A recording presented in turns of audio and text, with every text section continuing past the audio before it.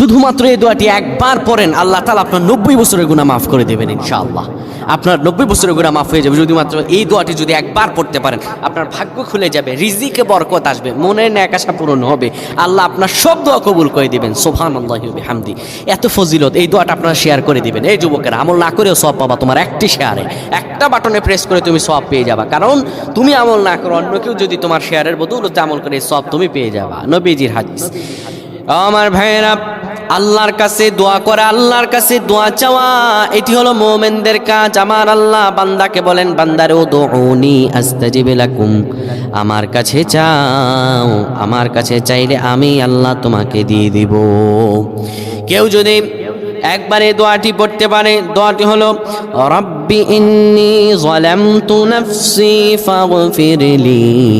কেউ যদি এই দোয়া